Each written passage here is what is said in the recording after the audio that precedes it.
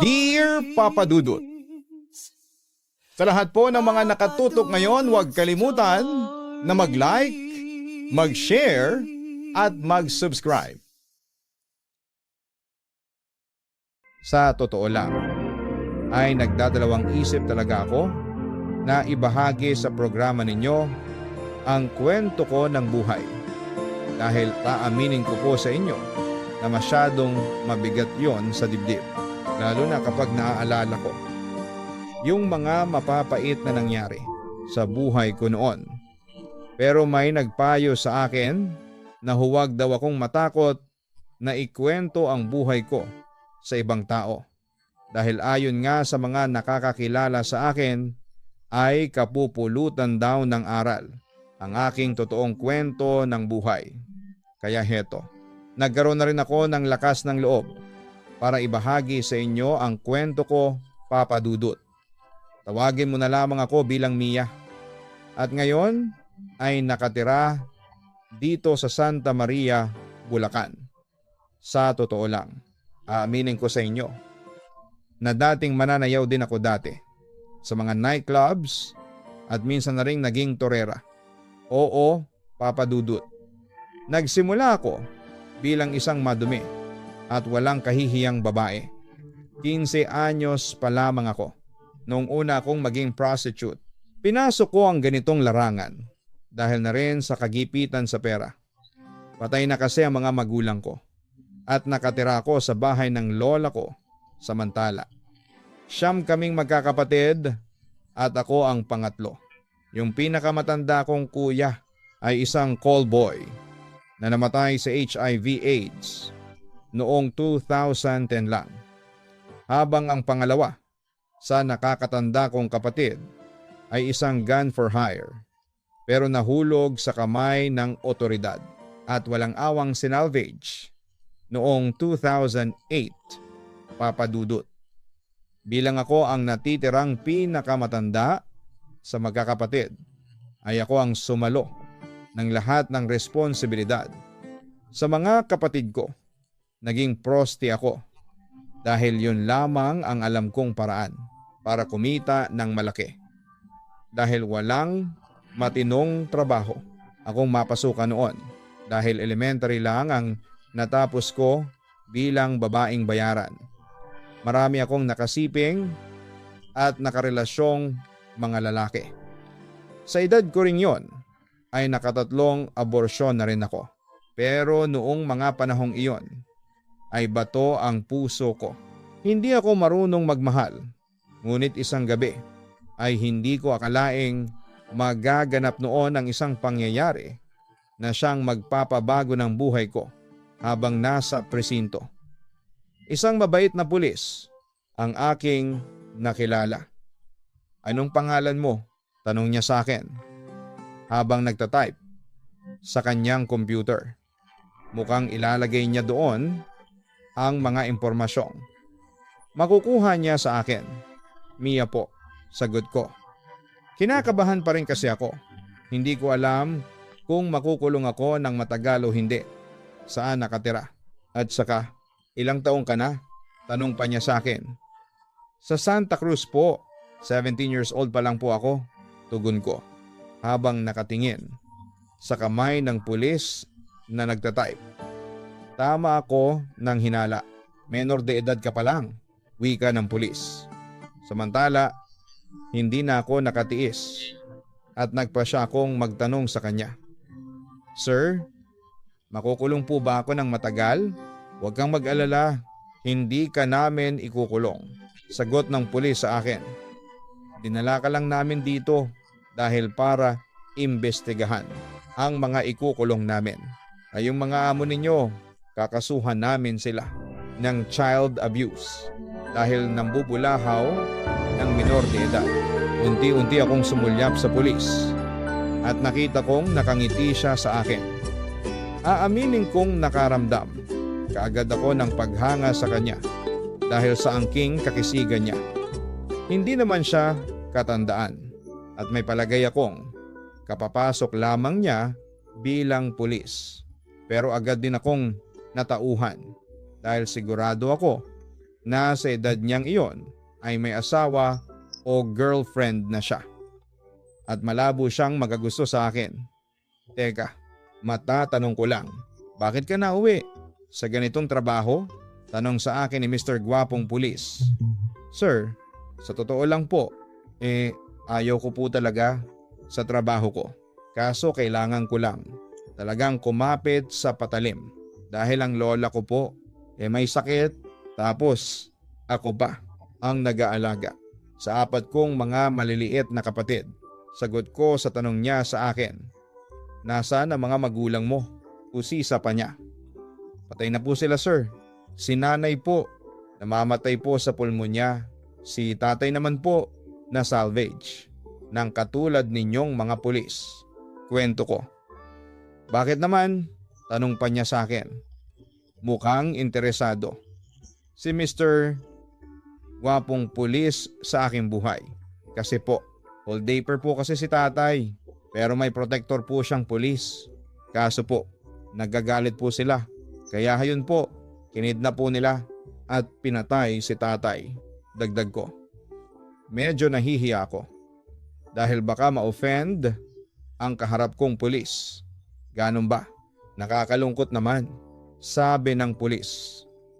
Tila nakikisimpatya siya sa sinapit ng aking pamilya. Gusto ko sanang sabihin sa'yo na hindi lahat ng pulis katulad ng mga pumatay sa tatay mo at saka kung ako sa'yo. Tumigil ka na sa trabaho mong yan. Maghanap ka ng mas marangal na trabaho. Pumasok ka bilang sales lady o di kaya ay tindera. Pwedeng janitress. Basta kahit na anong trabaho. Basta marangal, payo pa niya sa akin. Salamat po sa payo, sir. Gagawin ko po yung sinabi ninyo, ang sabi ko. Ako si Dan. Huwag kang mag-alala. Mamayang 7 ng umaga ay pakakawalan ka na namin. At saka Mia, tutulungan din kitang makahanap ng marangal na trabaho. Hindi ako makapaniwala sa aking narinig. Mula sa pulis na si Dan. Talaga po. Naku, salamat po kung ganon. Masaya kong sabi. Wala yun. Basta, gagawin ko ang lahat. Makatulong lamang sa'yo. Pagpapatuloy pa niya. Papa Dudut. Doon nagsimula ang lahat. Sa amin ni Dan. Pagkatapos kong makalaya noon sa presinto, ay tinupad ni Dan ang pangako niya sa akin. Napasok ako bilang isang sales lady sa isang malaking tindahan ng sapatos. At sa awa ng Diyos ay naging maayos naman ang pakikitungo sa akin ng aking amo at maayos din ang natatanggap kong sahod. At yun na nga, nakapagbagong buhay na ako sa kabilang banda. Madalas akong dalawin ni Dan sa tindahan. Hinatid sundo niya ako gamit ang kanyang motorsiklo. At dahil sa mabait siyang lalaki at palakaibigan, ay naging magkaibigan kami, Papa Dudut. Hanggang sa nahulog ang loob ko sa kanya. Oo, Papa Dudut. Si Dan ang kauna-unahang lalaki na minahal ko. Pero hindi ko magawang ipakita sa kanya ang aking nararamdaman dahil nalaman ko noon na may sarili na palang pamilya si Dan. Pero isang gabi, hinatid ako ni Dan sa aking bahay pagkatapos ng trabaho. Masaya akong nagpaalam, ngunit pinigilan niya ako. Bakit, Dan? Tanong ko pa sa kanya. Huminga ng malalim si Dan bago nagsalita. Mahal kita, Mia. Halos wala akong masabi sa mga narinig ko mula sa kanya. Totoo, mahal kita at handa kong isakripisyo ang asawa ko para sa iyo, dagdag pa niya. Nakaramdam naman ako ng kaunting guilt. Ayaw kong sirain ang pamilya mo, Dan, wika ko. Matagal nang sira ang pamilya ko at saka bago ka pa dumating sa buhay ko, wala na ang pagmamahal ko sa aking asawa. Mia, ikaw talaga ang mahal ko. Kaya nga ginagawa ko ang lahat para baguhin niya ang buhay mo, Anya. Ayaw ko ng gulo, mahina kong sabi. Bagamat mahal ko si Dan, ay pinipigilan ko pa rin ang aking sarili, Papa Dudut. Huwag kang matakot kay Lisa. Ako ang bahala sa kanya. Hindi kanya magagalaw. Paniniguro sa akin ni Dan. Mia, oo, maaring may asawa ako.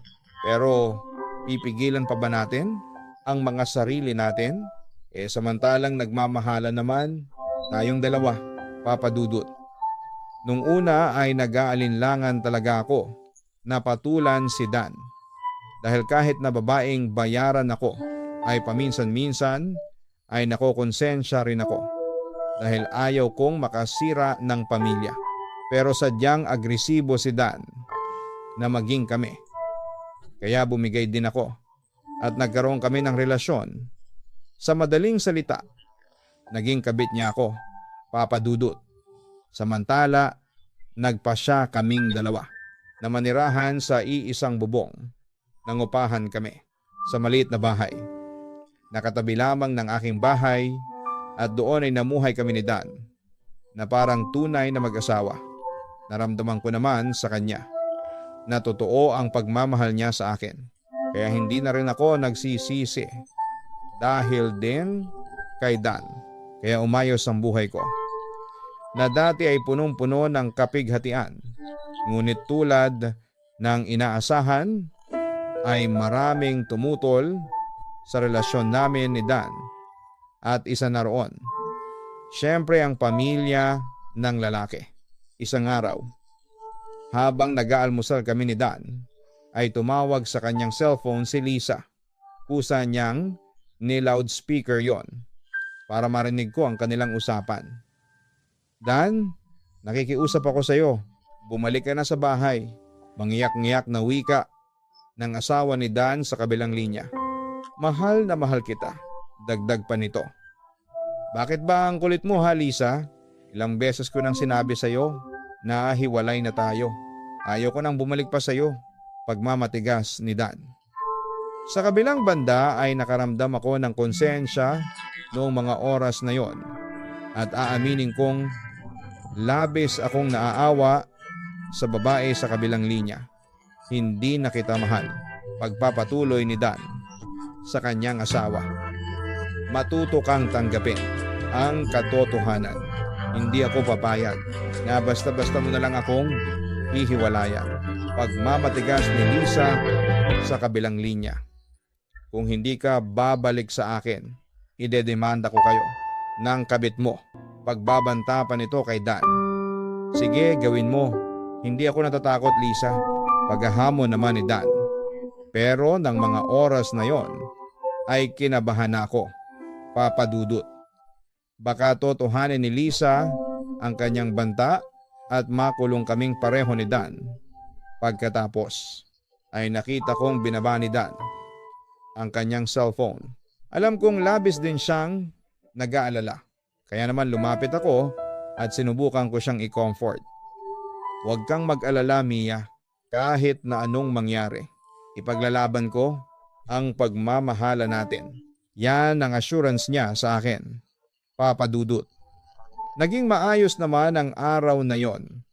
Naging kampante naman ako dahil naniniwala ako sa assurance na ibinigay ni Dan sa akin. Ngunit kinabukasan ay isang pagsubok ang dumating sa aming relasyon. Hindi namin inaasahan ni Dan na lulusob sa aming bahay ang kanyang ina. Nagalit na galit. Nagsumbong sa akin si Lisa na may kinakasama ka raw na babaeng bayaran. Galit na wika ng matanda. Pagkatapos ay tumingin siya sa akin mula ulo hanggang paa. Siya ba yan ang ipinalit mo sa matinong asawa? Nakakadiri ka. Dagdag pa niya sa anak. Inay, huwag ninyong bastusin si Mia. Saway ni Dan sa kanyang ina. Anong wag bastusin? Kabastos-bastos naman. Yang babaeng yan, baboy. Marumi, abot langit ang natanggap kong panlalait mula sa matanda. Pero nagtimpi pa rin ako bilang respeto na rin kay Dan. Mahal ko po siya at wala na kayong magagawa pa. Pagmamatigas ni Dan. Baliw ka na anak, sigaw ng kanyang ina. Ano bang pinakain sa'yo ng babaeng yan at pinatulan mo yan? Bakit? Ginto ba ang ano niyan? Dan, ang tanga-tanga mo. Umalis na kayo inay. Galit na utos ni Dan sa kanyang ina. At sino ka naman para paalisin ako ha Dan? Kahit na pamamahay mo pa to, wala ka pa ring karapatan na paalisin ako. Dahil ako ang nanay mo. Pagkatapos ay bumaling sa akin ang matanda at galit na lumapit pa sa akin. Hayop kang babae ka. Salot ka sa mga buhay namin.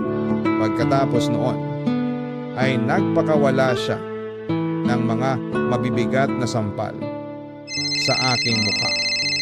Hindi pa siya nakontento at sinabunutan pa niya ako. Halos magmakaawa ako sa ina ni Dan dahil sa sobrang sakit. Pero nanatiling bingi ang matanda. Mabuti na lamang at agad na sumaklolo si Dan at pinigilan niya ang kanyang ina sa pananakit sa akin. Ano Dan? Huwag mo akong pigilan. Pumapalag na utos ng matanda sa kanyang anak. Sa pagkakataong yon ay nawala na ng tuluyan ang pasensya ni Dan sa ina. Kaya isang malakas na sampal ang inabot ng matanda mula sa kanyang anak. Lumayas kayo sa pamamahay ko. Layas, sigaw pa ni Dan sa kanyang ina. Ang sama mo Dan, bakit nagawa mo sa akin to? Anong klase kang anak? Iyak ng matanda. Ngunit abot langit na galit sa kanyang anak. Nagulat na lamang ako nang bunutin ni Dan ang kanyang baril at itinutok sa kanyang ina. Isa pang beses, nasaktan ninyo si Mia sa harapan ko. Ay kakalimutan kong nanay ko kayo. Galit na sigaw nito sa kanyang ina. Agad kong pinigilan naman si Dan at niyakap mula sa likuran para maibaba na niya ang kanyang kamay na may hawak na baril. Sige, aalis na ako. Pero heto ang tatandaan mo. Simula sa araw na ito ay tinatakwil na kita bilang anak ko. Sige, magsama kayo ng maruming babaeng yan. Wika ng matanda. Bago umalis sa aming bahay na umitse, kika Papa Dudut. Alam ko sa puntong ito na maraming magagalit sa akin, lalo na ang mga ilaw ng tahanan na nakikinig sa aking kwento. Dahil sa akin ay nagkahiwalay sina Dan at ang kanyang asawa. At dahil din sa akin ay nawala ng ama ang mga anak ni Dan. Pero nangyari ang mga iyon nang dahil sa pag-ibig, Papa Dudut. Nagmamahalan kami ni Dan at noong mga panahong iyon ay walang makakapigil sa aming dalawa, Papa Dudut. Mahirap ang maging prostitute. Palagi kang huhusgahan ng mga taong makakakita sa iyo. Nariyan ang mga tawag na pati, hayop, demonyo, kalapating mababa ang lipad, at kung ano-ano pa. Naranasan ko rin yung minumura ka at sinusumpa ka ng mga tao tulad ng mga misis ng mga lalaking inaakit at pinerahan namin. Pero sanayan lang, pakapalan na lamang ng pagmumukha at yon ang ginawa ko sa harapan pa ng asawa, pamilya at kaanak ni Dan. Hindi ko pa rin kasi sinuko noon ang pagmamahal ko kay Dan at nagpatuloy kami sa pagsasama sa iisang bubong. Hindi rin ako noon natinag sa mga pagbabanta ng asawa ni Dan. At sa halip ay binaliwala ko lamang yon. Yon ang pagkakamali ko, Papa Dudut. Dahil isang araw, hindi ko akalain na may magaganap palang malagim na pangyayari sa aking buhay. Kakaalis lamang noon ni Dan para mag-duty. Kaya ako lamang ang mag-isang naiwan sa bahay. At nagkataong day off ko rin sa trabaho. Kaya naglinis lamang ako ng buong bahay. Samantala, habang ako ay naglalaba, narinig kong may kumakatok sa may pinto.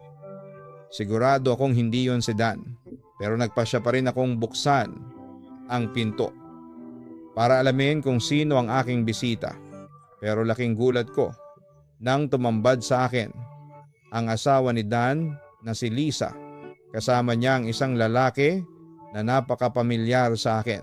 Nanlaki ang mga mata ko sa pagkagulat dahil hindi ko ine-expect na muli kaming magkikita ng ex-boyfriend kong si Nico, at hindi ko alam kung bakit sila magkasama ng asawa ni Dan. Anong kailangan mo sa akin? Tanong ko kay Lisa. At bakit kasama mo si Nico? Hindi ba ex-boyfriend mo si Nico? Nakangising tanong niya sa akin. Magkakilala kayong dalawa. At saka, bakit kayo nandirito? Wala akong panahon sa inyo, sabi ko. Habang anyong isasara na ang pintuan. Ngunit pinigilan ito ni Nico. Mia, papaalisin mo agad kami? Hindi mo man lang kami patutuloyin yan sa loob? Nangaasar na sabi ng ex-boyfriend ko. Ano ba kasi ang pinunta ninyo rito? Tanong ko. Habang nauubusan na ng pasensya. Suplada ka pa rin hanggang ngayon. Teka, hindi dapat nagsusuplada sa lalaki ang mga katulad mo, dahil kung magsuplada siya, wala siyang kliyente. Kapag wala siyang kliyente, wala siyang pera. Kapag wala siyang pera, wala siyang lalamunin. Kapag wala siyang lalamunin, mamamatay siya. Pangasar ni Nico na tila binabalikan niya ang aking nakaraan. Sinasayang ninyo ang oras ko. Galit na ako. Ngunit agad akong tinulak ng lalaki papasok ng bahay. Sumabay din si Lisa at sinarado ang pintuan. Lumayas kayong dalawa sa pamamahay namin ni Dan. Utos ko. Kung hindi, tatawag ako ng mga pulis. Ngunit nagpatuloy lamang si Nico sa pangasar sa akin. Bakit ba ganyan? Kamakapal magtrato sa akin? Parang hindi tayo nagkaroon ng relasyon dati ha. Pagkatapos noon ay hinawakan niya ang pareho kong braso. Nagpapalag ako habang nakikita kong nakangisi lamang si Lisa nanood sa mga susunod na mangyayari. Ano ba, Nico? Bitawan mo ako, utos ko. Pero sa halip na bitawan ako, ay pinaghahalikan ako ng manyakis kong ex-boyfriend sa leeg. Halos ubusin ko ang lakas ko sa kakapalag. Ngunit sadyang malalakas ang mga braso ni Nico. Gusto kong ibalik yung relasyon natin dati, aniya habang umingisi. Alam kong may binabalak na siyang masama laban sa akin. Gago ka, Nico, pero alam mo ba, sa tuwing naaalala ko na naging karelasyon kita, nasusuka ako. Hindi kita masikmura, sa totoo lang, sabi ko. Sabay dura sa mukha ni Nico na siya namang ikinagalit niya, isang malakas na sampal ang ibinigay niya sa akin. Pagkatapos ay puwersahan niya akong dinala sa kwarto. At kahit na magmakaawa na ako kay Nico, natigilan na niya. Ang kanyang masamang binabalak sa akin ay nanatiling bingi ang lalaki at tinuloy nito ang paglapastangan sa aking pagkababae. Pwede bang kunin ang serbisyo mo? Paligayahin mo ako, namamanyak na sabi pa ni Nico sa akin. Pumalag lamang ako, ngunit lalo akong nagulat nang makita kong sumunod pala sa amin si Lisa. At kailan ka pa pumalag ha, Mia? Sa pagkakaalam ko, okay lang sa mga katulad mo ang bastusin ng mga lalaki, sabi pa niya sa akin. Bago muling bumaling kay Nico. Sige Nico, gasain mo ang babae niyan. Babuyin mo. Total naman, matagal ng baboy yan. Yun nga lang, huwag mong kakalimutang gumamit ng kondom. Baka kasi magka-AIDS ka o STD at mahawa ka pa. Huwag kang mag-alala, Lisa. Kilala ko yang si Mia. Ligtas ako sa kanya. Wika naman ni Nico. Bago muling bumaling sa akin at patuloy na nilapastangan ang aking pagkababae. Wala akong nagawa kahit na buong lakas kong pumalag. Sa huli ay muli niya akong naangkin ng labag sa aking kalooban. Papa Dudut, hindi ko alam kung karma bang maituturing ang nangyari sa akin. Basta nung mga panahong iyon ay wala akong ginawa kundi ang mag-iiyak dahil sa walang awang. Nilapastangan ang pagkatao ko. Kumbaga, baboy na nga ang pagkababae ko ay binaboy pa ulit ako. Masakit yon para sa akin pero wala akong magawa dahil ako rin naman ang punot dulo ng lahat. Papa Dudut, simula ng insidenteng iyon ay nagsimula na ang mga problema sa relasyon namin ni Dan. Isa na roon ang pagkabuntis ko. Bunga ng panggagahasa sa akin. Natatakot akong umamin nung una. Pero dahil sa nagiging obvious ang paglaki ng aking tiyan, ay nagpasya na akong aminin kay Dan ang katotohanan. Dan, buntis ako. Pag-amin ko sa kanya. Talaga, magkakaanak na tayo. Hindi makapaniwala si Dan ng mga oras na iyon. Baka sa kanyang mukha ang labis na kasiyahan. Ngunit agad ko yung pinutol. Hindi mo anak yung dinadala ko ngayon. Pagtatapat ko. Nakita ko sa ekspresyon ni Dan ang labis na pagkalito. Siniko to. Ang pinagbubuntis ko. Ginahasa niya ako. At alam mo kung sino ang may kagagawa nito. Si Lisa. Demonyo yang asawa mo, Dan. Siya ang nagpagahasa sa akin. Pagpapatuloy ko. Nakita ko na tila may namumuong galit sa mukha ni Dan. Hindi ako naniniwala. Hindi magagawa ni Lisa na ipagahasa ka kay Nico. Dan, maniwala ka sa akin. Si Lisa ang nagdala kay Nico dito sa bahay at siyang nag-utos na halayin ako. Ang sabi ko kay Dan. Kinukumbinsi siyang maniwala sa akin.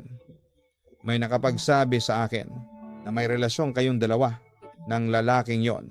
Wika niya habang nagtitimpi. Ano? At sino naman ang nagsabi niyan sa iyo, ha? Wala kaming relasyon ni Nico. Kung mamatay man ako ngayon, pagtatanggi ko. Ngunit tila hindi pa rin kumbinsido ang kinakasama ko na ginahasa ako. Kaya napaiyak na lamang ako. Dan, mahal mo ba talaga ako? Dahil kung mahal mo ako, paniniwalaan mo ako. Ang sabi ko habang umiiyak. Oo, mahal kita. Kaya nga nasaktan ako ngayon eh. Mia, nagtiwala ako sa iyo. Naging tapat ako sa iyo. Tinalikuran ko ang asawa ko. Para sa iyo, nilapastangan ko ang sarili ko at ang mga magulang ko. Para lang sa iyo. Pagkatapos kong ibigay sa iyo ang lahat, ay pagtataksilan mo lang din pala ako, ang sabi ni Dan. Ilang beses ko bang sasabihin sa iyo na hindi ako nagtataksil sa iyo? Ginahasa ako. Bakit ayaw mong maniwala sa akin, ha? Hysterical ako ng mga oras na yon. Ewan ko. Gustuin ko mang maniwala sa iyo pero hindi ko magawa. Hindi ko alam kung bakit. Yung mga huling salitang binitawan ni Dan ang siyang nagpaalala sa akin. Ang aking mahal. Siguro iniisip mo na nagtataksil ako sa iyo dahil isa akong prosti. Isang babaeng mababa ang lipad. Oo, dahil sa amin natutukso ang mga lalaki na maglihim sa kanilang mga asawa o karelasyon. Dahil sa amin nauubos ang kayamanang naipundar ng padre de pamilya para sa kinabukasan ng mga anak niya dahil sa amin. Kaya lumalaganap ang mga makamundong interes sa bawat lalaki. Pero tulad ng ibang tao ay marunong din kaming maging tapat. Marunong din kaming magmahal ng wagas. Marunong din kaming magsakripisyo para sa mga taong mahal namin. Dan, hindi porket prosti ako ay huhusgahan mo na ako ng masamang tao ngunit nanatili lamang na walang imik si Dan sa aking mga sinabi. At yon, Papa Dudut, ang lalong nagpapuot sa aking puso. Kung ayaw mong maniwala sa akin, hindi kita pinipilit. Basta heto lang ang tandaan mo. Malinis ang konsensya ko. Alam ng Diyos kung gaano ako naging tapat sa iyo. Yon ang huling sinabi ko sa kanya bago siya tuluyang nakipaghiwalay sa akin. At nang gabing iyon ay nag-impake ako at umalis sa aming bahay. Hindi man lang ako pinigilan ni Dan. Umuwi ako sa dati kong bahay na tinutuluyan at sinalubong ako ng aking pamilya at doon ay ikinuwento ko ang aking naging kasawian sa buhay, Papa Dudut.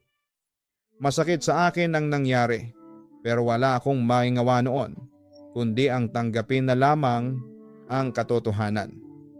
Pero bago ko matanggap yon ay walang araw at gabing hindi ako umiiyak hanggang sa dumating nga ang araw na tuluyan na akong bumigay.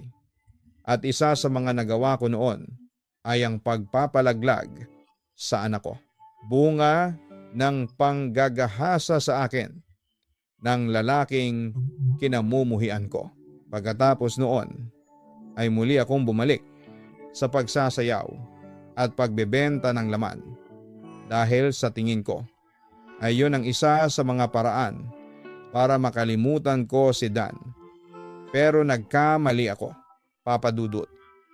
Dahil isang gabi ay nakatakda palang maganap ang isang pangyayari na hindi ko inaasahan. Habang ako'y nagpe-perform sa entablado ng hubot-hubad ay nagulat ako nang makita si Dan na nanggugulo. Habang palapit sa akin, mukhang lasing siya at sinubukang awatin ng mga bouncer at ilang waitress ng kasa.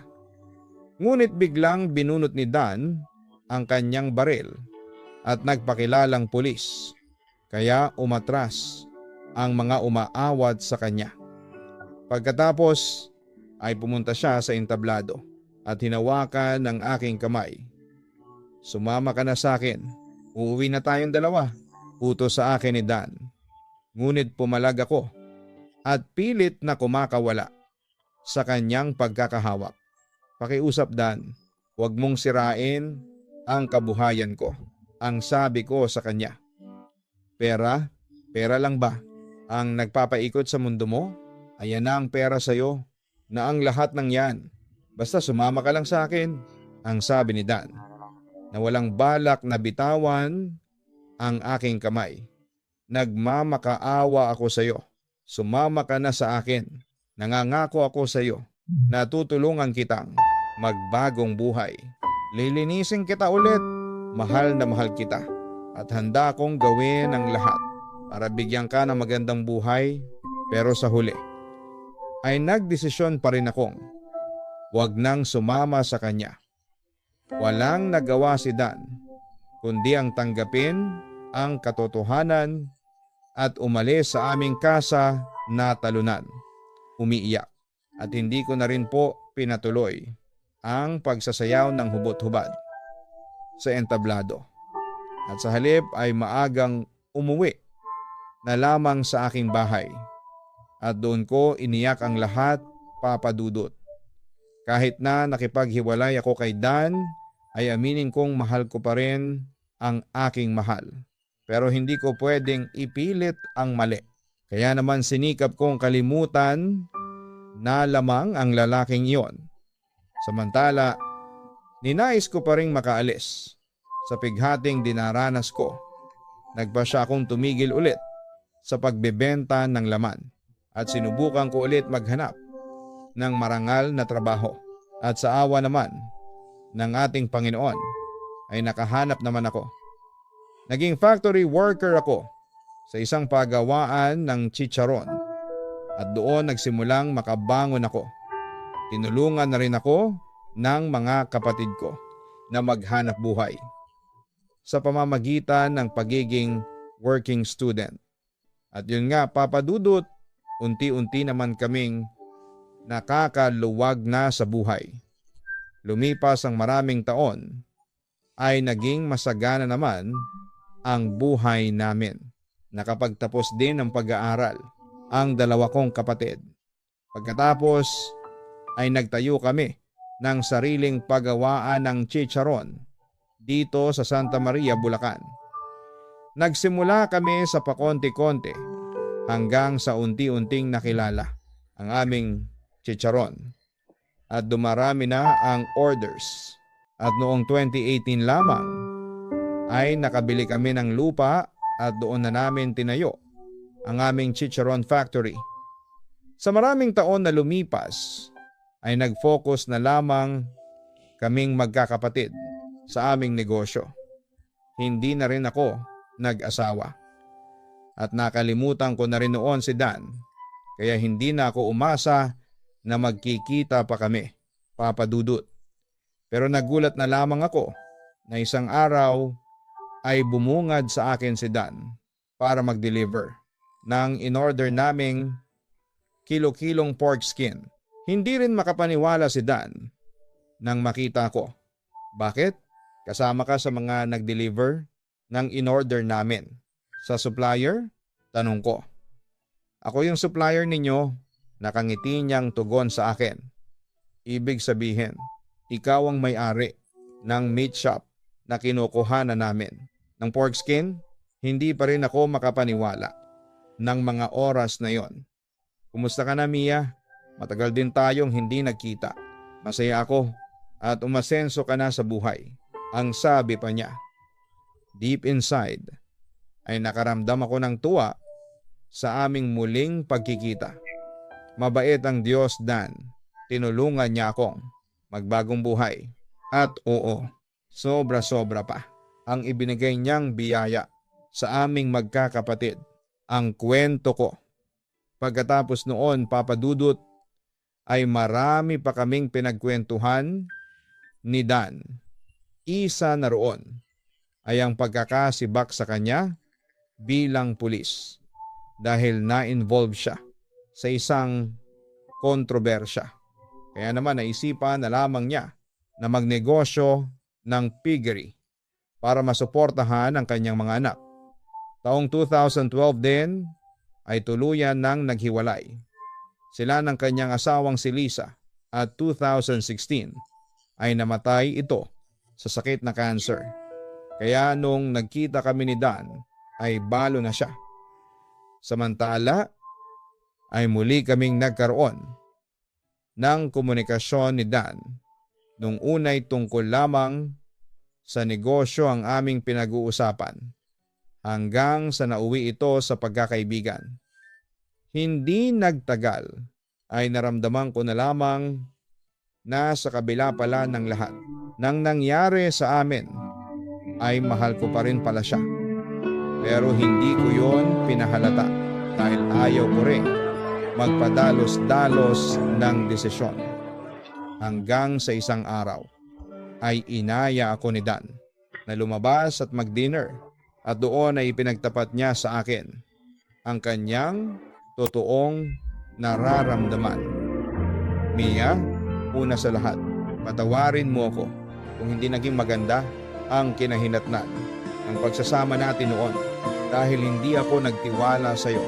Alam kong masakit yon sa part mo at kapag naiisip ko yon, nakukonsensya ako. Pinagsisisihan ko yon. Nagtiwala dapat ako sa iyo at dapat ipinagtanggol kita laban sa mga umapi sa iyo nung di ka nadaan sa akin. Nakita ko sa mga mata niya ang sincerity. Naramdaman kong pinagsisisihan niya ng labis ang ginawa niyang panghuhusga sa akin noon. Hanggang ngayon, mahal pa rin kita. Kung pahihintulutan mo ako, ay handa akong bumawi sa iyo. Dagdag pa ni Dan. Mahal pa rin kita, Dan. Pag-amin ko naman sa kanya. Pero ang gusto ko ay pagkatiwalaan mo ako. Huwag mo akong pag-isipan ng masama dahil kahit kailan hindi ko magagawang pagtataksilan ang lalaking mahal ko. Pangako, ibibigay ko ang tiwalang nararapat sa iyo Wika ni Dan. Sana'y tanggapin mo ako ulit sa buhay mo. Sa pagkakataong yon, Papa Dudut, ay isang desisyon ang aking ginawa na alam kong makakabuti para sa aming dalawa. Dan, tinatanggap na ulit kita sa buhay ko, ang sabi ko. Halos maiyak naman sa tuwa si Dan nang marinig niya ang aking sinabi. At noong araw na iyon ay nagmahalan ulit kami ni Dan. At sa pagkakataong iyon ay wala ng hadlang.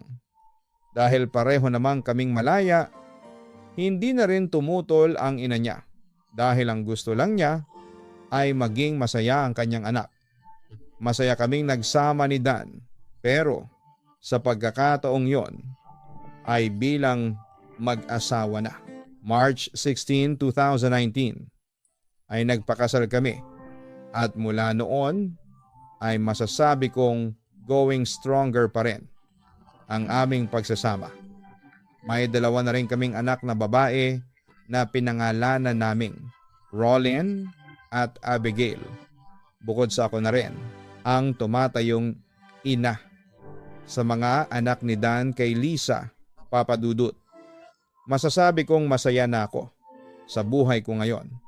Kapiling ang aking mga mahal sa buhay, lalo na si Dan. Pinatawad ko na rin at pinagpasa Diyos ko ang mga taong nagkasala sa akin, tulad ni Lisa at Nico. Hindi man naging maganda ang simula ng aking buhay, pero napatunayan kong mahal pa rin ako ng Diyos at ibinigay niya sa akin ang mga taong magliligtas sa akin sa kadiliman. Papa Dudut, bagamat nagdadalawang isip ako noong una kung ibabahagi ko sa inyo ang aking kwento, pero nagkaroon na rin ako ng lakas ng loob na ibahagi ang aking buhay para sa mga babaeng katulad ko ng dinaranas.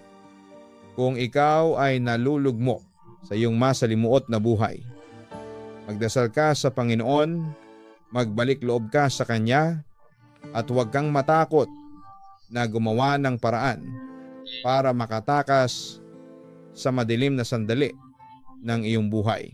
Palagi nating tatandaan na hanggat buhay tayo ay may pag-asang naghihintay sa atin. Hanggang dito na lamang ang ating kwentuhan. Isang karangalan para sa akin, Papa Dudut, na maitampok mo ang aking istorya sa iyong programa. Maraming salamat po. Lubos na gumagalang, Mia. Mga kaibigan, napakinggan po natin ang kwento ni Mia na punong-puno ng pagsubok sa buhay. Masaklap ang naging simula ng kanyang buhay. At dahil na rin sa kahirapan, kaya nauwi siya sa trabahong hindi masisikmura ng kahit na sinong babae. Gayunpaman ay naging matapang si Mia na harapin ang mga problema niya sa buhay. At masaya tayo dahil nalaman nating nalampasan din niya ang mga iyon. Samantala, hindi man naging maganda ang simula nina Mia at Dan. Dahil nag-ibigan sila sa maling panahon at pagkakataon. Ngunit narinig naman natin sa kanyang kwento na sinubukan ni Mia na itama ang pagkakamaling iyon at hinayaan na lamang si Dan sa pamilya nito. Pero sadyang mapaglaro ang tadhana at gumawa ito ng paraan para magkabalikan sina Mia at Dan. At sa pagkakataong ito ay nasa right time and place na sila. Kaya ang ending, masaya sila ngayon sa kanilang buhay bilang legal na mag-asawa. Take chances. Make mistakes. That's how you grow. Ang bawat sakit na iyong mararamdaman, nagiging pundasyon yan para tayo'y maging matatag. And you have to fail in order to practice being brave. At palagi din nating tatandaan, never judge someone on their past because they are no longer at that stage in their life. At kung may mga taong nanghuhusga sa iyo, hayaan mo lang sila. Hindi mo naman obligasyon na ipaliwanag sa kanila kung ano ka talaga para po sa mga nakikinig ngayong gabi. Maraming salamat po sa inyong lahat.